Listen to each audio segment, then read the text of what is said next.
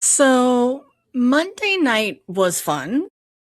And by fun, I mean Rocco suddenly stopped walking on his back legs. Yeah. hmm. That happened. I'm driving home Monday night and I get a call from my husband, and he proceeds to tell me in the calmest voice he's ever had that Rocco, our almost 11-month-old French Bulldog puppy, can't walk on his back legs.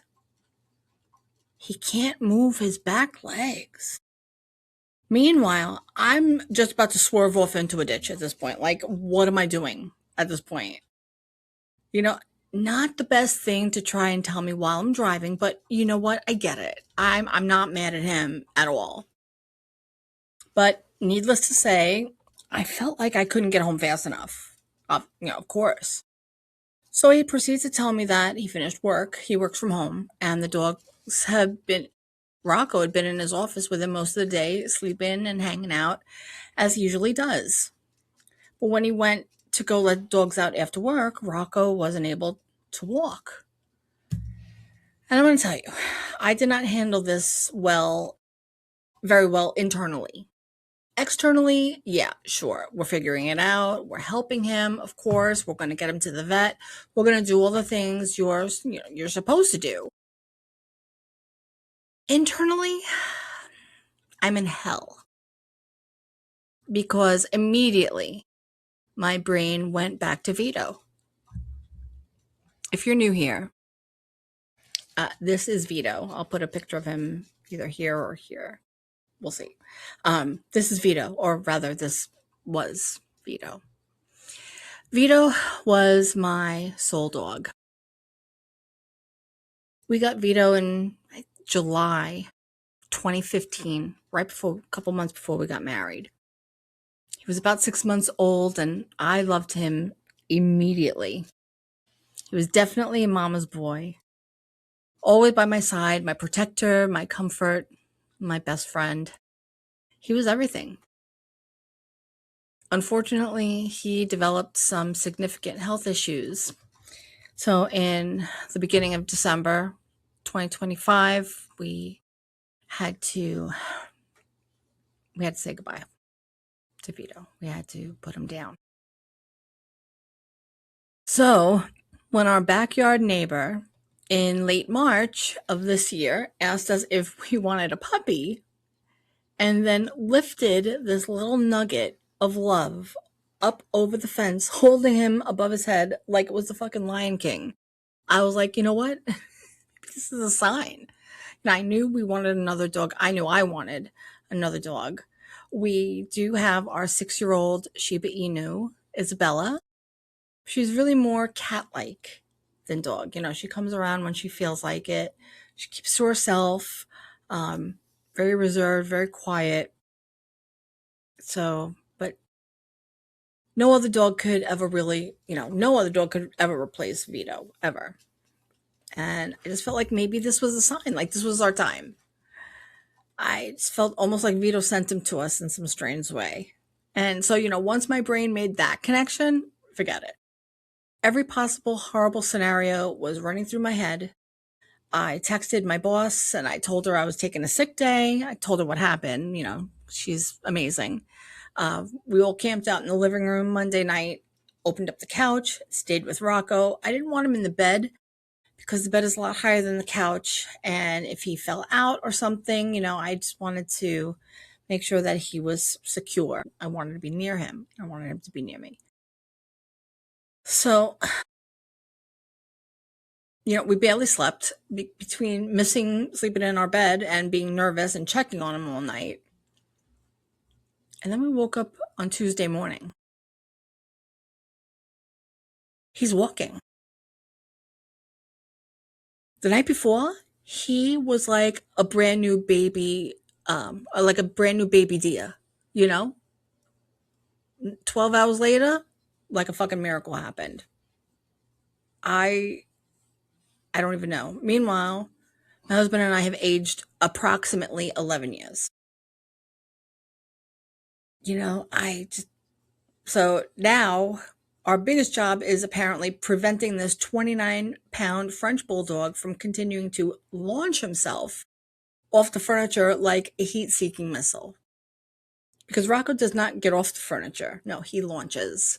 There's no transition between couch and floor. It's just Geronimo, YOLO, and pff, he's gone. So if you have any tips on training a very adorable yet stubborn French Bulldog puppy not to hurl himself off of high spaces, I know they're prone to back injuries and this and that. And if there's any French Bulldog friends out there, please comment, and whatever tips, I will gladly take them. So, apparently, the Hubs and I are now working security for a tiny French Bulldog. Nobody asked us if we wanted the position. There was no interview. There are no benefits. And our client is actively working against us. So, needless to say, we are tired. Rocco is thriving, thank God. And it's time for the sauce. Welcome back to The Sauce with AnnMarie, the place where we talk about life, pop culture, and the shit nobody asked me about, but I'm going to tell you anyway. It's Wednesday, and it's your side of sauce. That bonus episode in the middle of the week? The tasty treat you didn't know you wanted until it showed up at the table. That's me. I'm AnnMarie. And today, we're going to have a little fun.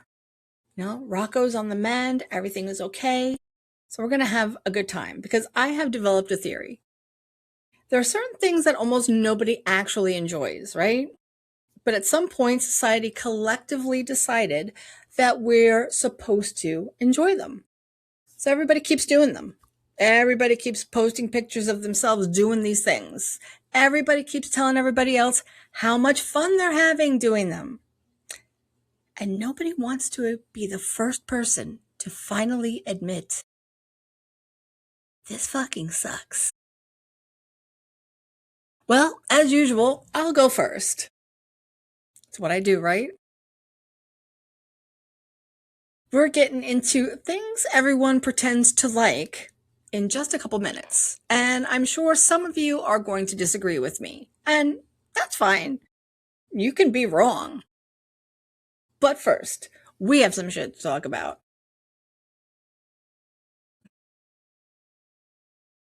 It's time, y'all, for What's in the Sauce. You know the drill. We did this on Sunday's episode, and I thought it was so much fun.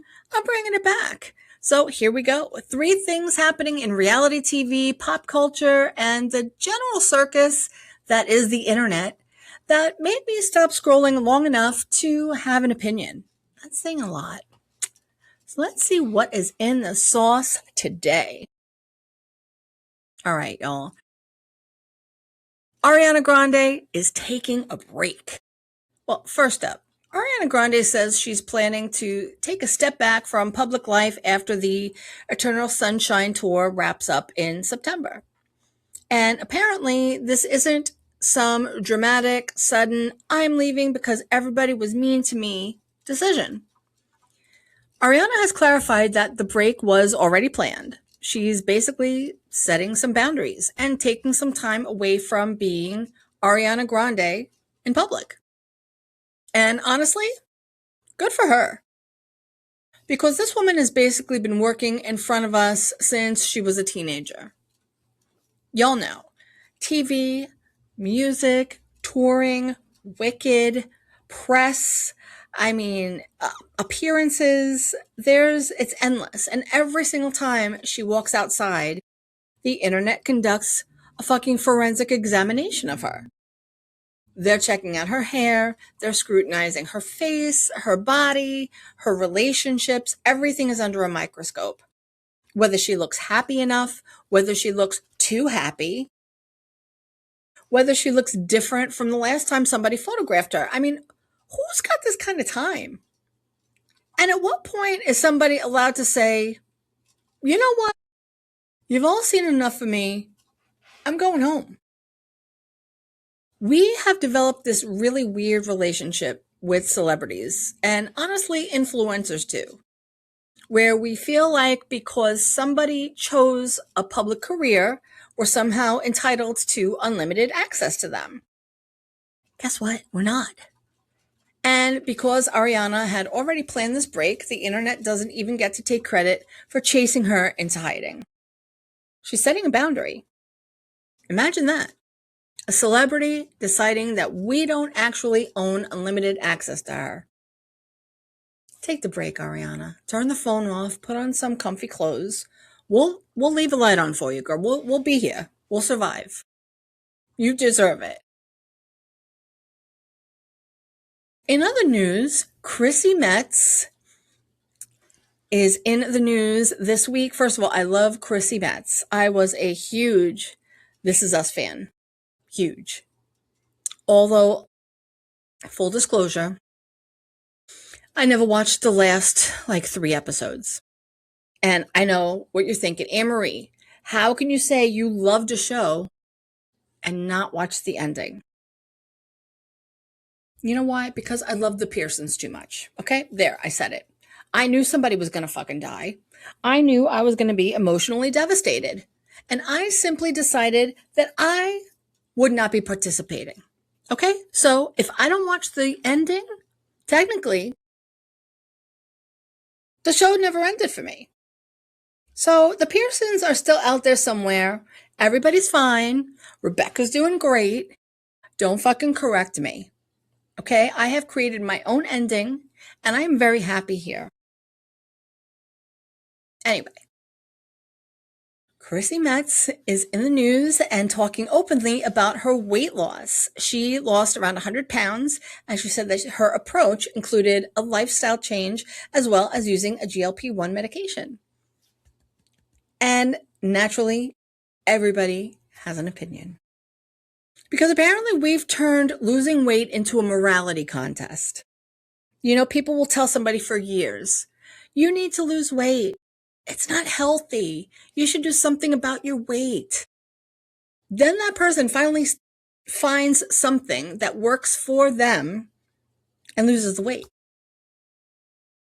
And then suddenly it's, no, not like that. Okay. What exactly was the fucking assignment? Because apparently you don't just have to lose weight. You have to lose it in whatever way strangers on the internet have decided demonstrates sufficient suffering. You know, and Chrissy has pushed back against this idea that using a GLP-1 somehow means you're cheating. And I agree with her. Why are we grading people on how they've lost weight? If someone is working with their healthcare provider and finds something that helps them, why does somebody sitting on TikTok eating Doritos get a vote? They don't. And also, she's fucking Chrissy Metz. Leave Kate Pearson alone. She's been through enough. At least I assume she has. I don't know how the show ends. And we're keeping it that way, okay? Don't judge me. And finally, on What's in the Sauce, Brad Pitt is drinking again, y'all. This next one really made me stop scrolling. This week, Brad Pitt has revealed that after 7 years of sobriety, he's drinking alcohol again. He says he's doing it differently now, more restrained. He knows his limits. He can have a few drinks, but he knows larger quantities aren't good for him. Duh. And listen, I'm not Brad Pitt's doctor, nor anyone else's. I'm not his sponsor. I do not know this man. But as someone who is very connected to the recovery community, when I hear someone who's publicly talked about having a serious problem with alcohol say, essentially, I can control it now, that makes me really nervous. Because Brad himself says he's already gotten overconfident and a couple of times since he started drinking again and basically realized that larger quantities are not good for me. They're not good for anybody, side note. And I'm sitting here thinking, doesn't that tell you something? I mean, 7 years sober is incredible. It's unbelievable. 7 years. And obviously, recovery is personal. Nobody on the internet gets to dictate somebody else's recovery or decide what that has to look like. But I also don't think we should romanticize the idea that after enough time passes, you've somehow graduated from whatever relationship you had with alcohol before. Because that's a pretty serious gamble. And Brad has been very open over the years about how much sobriety has changed his life. So I genuinely hope he knows himself as well as he believes he does. Because this isn't one of those celebrity stories where I'm sitting here waiting for the mess. I am actually rooting for this guy. And I hope we're not reading a very different Brad Pitt headline 6 months from now. And on that slightly uncomfortable note, that's what's in the sauce. And now, all right, I've developed a theory. There are certain things in life that society has collectively agreed are supposed to be enjoyable. And I don't believe all of you. Now, some of you genuinely love these things, and I'm not talking about you. You can exit the chat. I'm talking about the rest of us who I believe are fucking lying. So today, I'm calling bullshit. Here we go. Work happy hours. I don't understand work happy hours. I just spent 8+ hours with you. 8 hours. And now, as a reward for successfully completing the workday, you want me to go somewhere else with you? No. I like you. You're lovely. I'll see you tomorrow. And here's the other thing. It's not even really happy hour because you're still at work. You can't completely relax. Your boss is sitting 3 stools down from you. Now, I'm supposed to have 2 margaritas while remembering that Linda from payroll can hear everything I'm saying? Absolutely not. I'm going home. No freaking way. You know what else? Can we finally admit that New Year's Eve fucking sucks? There is so much pressure. You have to have plans. They have to be good plans. You have to get dressed up. Everywhere is packed. Everything costs 3 times what it normally costs. Good luck trying to get an Uber. And we're all doing this because at midnight, the date changes. That's it. And then everybody starts screaming and kissing and acting like something magical just happened. Meanwhile, I'm thinking, 12:04. Can we go home now? I mean, this is my one exception to on the couch by 8. And side note, I can't even remember the last time we stayed up to midnight. You know what else? I'm putting it out there. I'm laying it all out tonight. Sharing food at restaurants. This one might lose me some people, but you know what? I'm here for it. I need to preface this by saying, if you're my friend or family member, somebody close to me, I'm at a table breaking bread with you, that means something to me, okay? But even with all of that, I have to be honest. I don't want to share my food. You know, let's order a bunch of things for the table. Why? There's a menu. You select what you want. I select what I want. And then they bring each of us the thing we picked. It's a fabulous system. We've perfected this. Why are we messing with it now? Because sharing sounds wonderful until the food arrives. And suddenly everybody's conducting negotiations. Does anybody want that last one? Yeah, I do. And that's why I fucking ordered it. Get your mitts off. If you wanted what I got, you had access to the exact same menu I did. I'm just kidding. I'm really not that greedy when it comes to food. But that's very funny though. You know what? I mean, and that standing at concerts. How about that, right? I love live music, but I need to just tell you something. I purchased a seat. right? It was right there on the little diagram when I bought the ticket. Section, row, seat. So why are we all standing for 2.5 hours? I mean, is it just me? I'll stand when they come out. Listen, I'm not an animal. I'll stand when they come out. I'll stand for my favorite song. I'll stand and clap. I'm participating. I'm part of the group. But eventually, I would like to sit the fuck down. And you can't because the person in front of you is standing. And they can't sit down because the person in front of them is standing, right? So now 18,000 people are standing because apparently nobody wants to be the first asshole to sit down. You know what? I'll be the asshole. Thank you.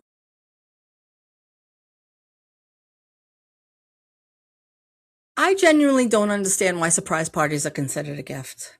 Can we talk about surprise parties? You're telling me I'm going about my day thinking we're going to dinner or stopping somewhere for 5 minutes, right? I walk through a door. Surprise! And now there's 40 people staring at me waiting for an appropriate facial reaction. What kind of fucking hostage situation is this? Maybe I don't like what I'm wearing. Maybe my hair looks like shit. Maybe I mentally prepared myself to interact with a maximum 3 people. And now Aunt Linda flew in from Ohio. No.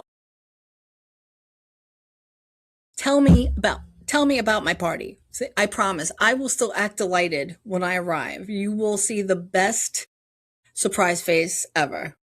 But I need 48 hours to prepare myself emotionally and pick out the right outfit. That's not ruining the surprise. That is called informed consent. And I'm here for it. Informed consent. So there you have it. There you have it. Work happy hours, New Year's Eve, sharing food, standing at concerts, surprise parties. 5 things I'm convinced at least some of you don't actually enjoy nearly as much as you claim you do. And again, if you genuinely love these things, wonderful. Live your truth. But if you're sitting there thinking, thank God somebody finally said it, welcome home. You're among friends. And I know I missed some. So now it's your turn. Tell me in the comments what's something everybody seems to love that you secretly think fucking sucks. And I want you to get petty. That's it. You're not even using your real name. What do you care? Don't come in here with the healthcare policy or Congress or any of that bullshit. No, I want to talk about pumpkin patches. I want to talk about brunch. We're talking charcuterie boards. Side note, it has always been and always will be antipasto, not charcuterie. I'm sick and tired of everybody trying to take our shit away, okay? But let me know. I can't wait to read your comments. And make sure you're following and subscribed to The Sauce with AnnMarie. You can catch me on Spotify, Apple Podcasts, or wherever you listen. Full-length video episodes on my YouTube. And connect with me and let's talk on social media. I am on TikTok, Instagram, and I have a Facebook group. Everything is at The Sauce with AnnMarie. Friends, thank you for being here. I hope you enjoyed today's episode. Don't forget, I post new episodes every Wednesday and Sunday. And remember, life is too short to pretend to do shit you hate. See you Sunday. Have a great rest of your week.